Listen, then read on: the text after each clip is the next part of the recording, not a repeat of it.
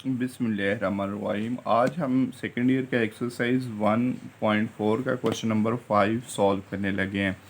Very very important long question paper में आ सकता है। फर्स्ट चैप्टर में से 5 और 6 क्वेश्चन इस एक्सरसाइज के बहुत ज़्यादा इंपॉर्टेंट है लॉन्ग के पॉइंट ऑफ व्यू से। तो ये इस क्वेश्चन के दो पार्ट्स हैं, दोनों में से कोई एक पार्ट पूछा जा सकता है। ज़्यादा चांसेस फर्स्ट पार्ट के ज़्यादा हैं। तो आपने इनको अच्छी तरह समझ लेना है, इनके लिहाज से प्रैक्टिस करनी है चीज़ों के लिहाज से। अब देखिए, उसने कहा find the value of M and N. M और एन की वैल्यू फाइंड करने the function is continuous at X is equal to 3। नीचे ये फंक्शन भी हो सकता है, यही है ये। तो आपने ये सबसे पहले हम फर्स्ट को सॉल्व करते हैं। सबसे पहले हमने इस क्वेश्चन की क्या करनी है, लेफ़्ट हैंड लिमिट लेनी है।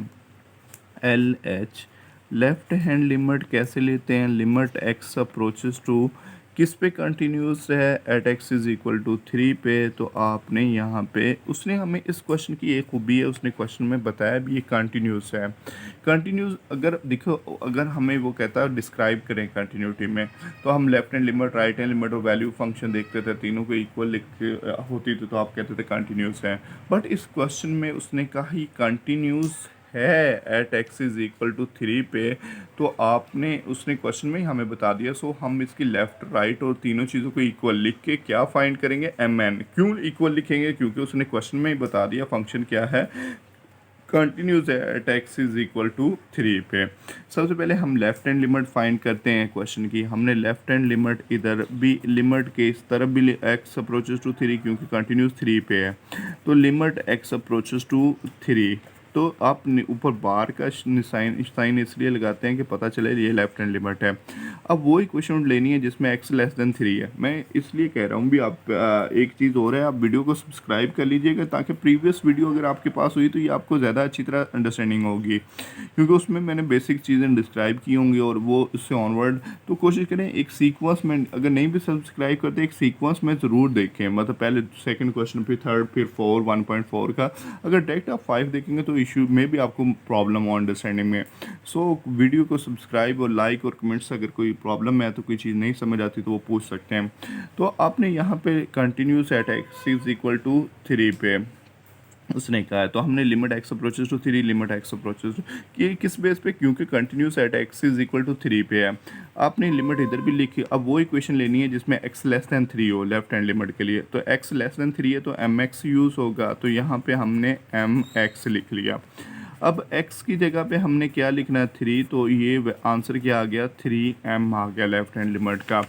अब हमने इसके बाद कौन सा साइड करनी है? राइट हैंड लिमिट लिखनी है। लिमिट x अप्रोचेस टू क्या लिखेंगे हम? लिमिट x अप्रोचेस टू 3 और यहाँ पे एफ एक्स लिखा और लिमिट x अप्रोचेस टू 3। और अब 3 पे कंटिन्यूटी ऊपर हम क्या लिखते हैं? पॉजिटिव लिखते हैं। जब हम दूसरी लिमिट राइट हैंड लिमिट लेते हैं, तो अब अगर मैं राइट हैंड नहीं भी लिखा हो तो 3 के ऊपर पॉजिटिव है, तो इसका अंडरस्टूड मतलब होगा ये राइट है। अब वो इक्वेशन लेनी है जिसमें x ग्रेटर देन 3 हो। तो यहाँ पे देखें x ग्रेटर देन 3 है तो ये वाली इक्वेशन यूज़ होगी। राइट हैंड में ये बात फिक्स है, तो आपने ग्रेटर देन वाली इक्वेशन क्या है? माइनस एफ एक्स की, मतलब इधर भी लिमिट लिखते हैं और इधर भी। इधर से हमें डिसाइड करना पड़ता है तीनों में से कौन सा। अगर लेफ्ट हैंड लिमिट हो तो लेस देन वाला, अगर राइट हैंड लिमिट हो तो वो ग्रेटर देन वाला, अगर इक्वल वैल्यू ऑफ फंक्शन हो तो इक्वल वाला हम साइन यूज़ करते हैं। सो ये बात जहन में बिठा लें, ये लेफ्ट हैंड लिमिट के लिए होता है लेस देन, और right hand greater than right के लिए, और ये वैल्यू ऑफ फंक्शन के लिए होता है। तो ये थोड़ी सी अंडरस्टैंडिंग आपकी अच्छी होनी चाहिए। एक्स ग्रेटर देन 3 है तो कौन सी इक्वेशन लेंगे? ये वाली। -2x प्लस 9 है, ठीक है। आपने यहाँ पे x की जगह पे क्या लिखा? 3 लिखना है और प्लस 9, 2 3 ज़ार 6 और प्लस 9, तो आंसर क्या आ गया? 3। ये हमने देखिए, हमने लेफ्ट हैंड लिमिट फाइंड की, फिर राइट हैंड लिमिट। अब वैल्यू ऑफ फंक्शन फाइंड करते हैं। तो पुट क्या करना होता है फंक्शन में? आप x किस पे कंटिन्यूटी डिस्क्राइब कर रहे हो? 3 पे, तो लिमिट भी 3 की लेते हैं। तो इसी तरह वैल्यू ऑफ फंक्शन भी आप क्या करेंगे? Put x is equal to 3, यानी कि जिस पे कंटिन्यूटी आप 3 पे डिस्क्राइब कर रहे हैं तो x की जगह पे 3 पुट करना है, और लिमिट भी वही लिखते हैं, प्रोसेस करते हैं।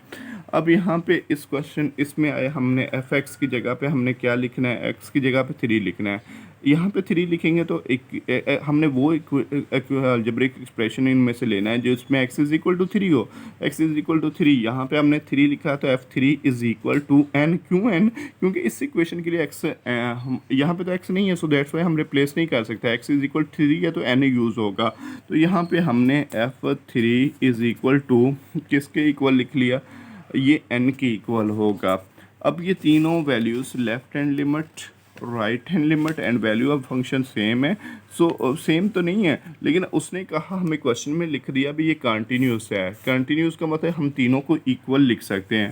क्वेश्चन में गिवन क्या है, एफ इज़ कंटिन्यूस, मतलब कंटिन्यूस का मतलब उसने क्वेश्चन में ही बता दिया और कहता है एम और एन फाइंड करें। इसकी बेस पे हम लेफ्ट हैंड लिमिट का आंसर क्या है, 3m। तो ये 3m लेफ्ट हैंड का लिमिट 3m और राइट हैंड का लिमिट का क्या आंसर क्या है, 3, यहाँ पे 3 और इज़ इक्वल टू n लिख दिया। और इसको यूज़ करते हुए हमने m और n की वैल्यू फाइंड करनी है। मतलब ये f इज़ कंटिन्यूस क्वेश्चन में गिवन था at x is equal to 3, तो हमने लेफ्ट हैंड लिमिट का आंसर, राइट हैंड लिमिट का आंसर और वैल्यू फंक्शन को सेम लिख लिया। अब 3m किसके इक्वल होगा, 3 के, और 3 किसके इक्वल होगा, n के। तो मतलब इसको इसके इक्वल, इसके m किसके इक्वल 3, तो मल्टीप्लाइड इधर आके डिवाइड हो जाएगा। 3 को 3 पे डिवाइड करेंगे तो 1 आ गया m की वैल्यू, और ये n इज़ इक्वल टू 3, यानी कि m इज़ इक्वल टू 3 और m इज़ इक्वल 1 और n इज़ इक्वल टू 3। तो हमारे पास ये आंसर आ गए।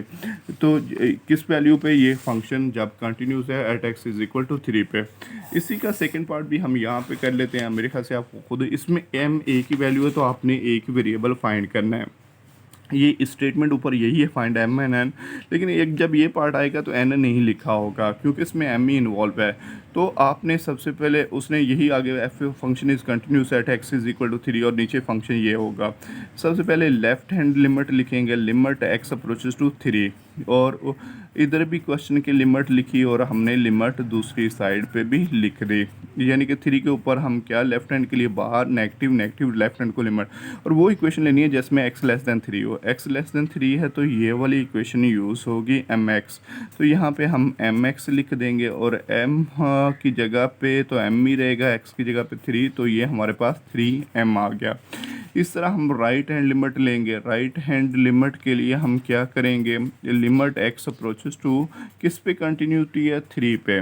तो आपने 3 के लिहाज से कंटिन्यूटी डिस्क्राइब करें तो आपने यहाँ पे इसमें इधर भी क्वेश्चन की लिमिट लिखी और हमने इधर भी दूसरी साइड पे भी लिमिट लिख ली, लिमिट x अप्रोचेस टू 3, ऊपर पॉजिटिव पॉजिटिव लिख दिया। अब वो इक्वेशन लेनी है जिसमें x greater than 3, x greater than 3 x square में, अगर ये x ग्रेटर दैन 3 है तो ये एक्स स्क्वायर वाली इक्वेशन यूज़ होगी। ये मैं इसलिए थोड़ा सा फास्ट स्पीड में, क्योंकि प्रीवियस मैंने काफ़ी डिटेल में बता दिया।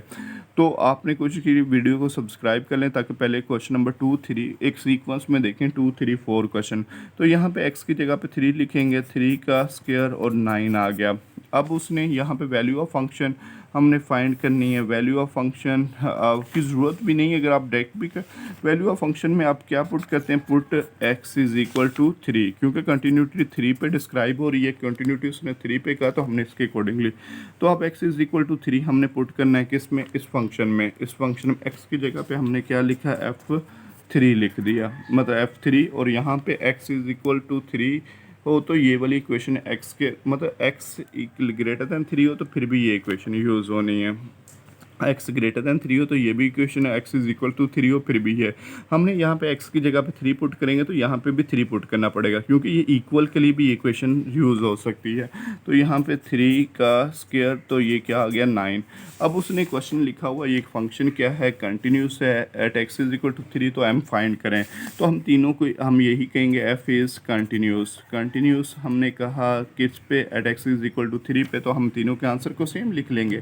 पहला आंसर आया 3m, दूसरा आंसर आया 9, और तीसरा आंसर भी 9, यानी कि 3m is equal to 9, 3m।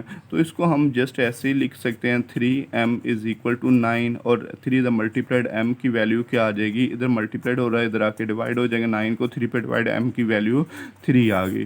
तो ये हमारा एक क्वेश्चन था 5, ये काफ़ी इंपॉर्टेंट है। 2 पार्ट हैं इसके, आपने दोनों को अच्छे तरीके से करना है और कोशिश करना है वीडियो को सब्सक्राइब कर लें ताकि आपको अपडेट वीडियोस मिलती रहे। तो आपने और कमेंट्स में बताइएगा अगर कहीं प्रॉब्लम्स है, कोई चीज़ नहीं अंडरस्टैंडिंग है, तो हम उस पे वीडियो बना देंगे। तो चलें आज के लिए ये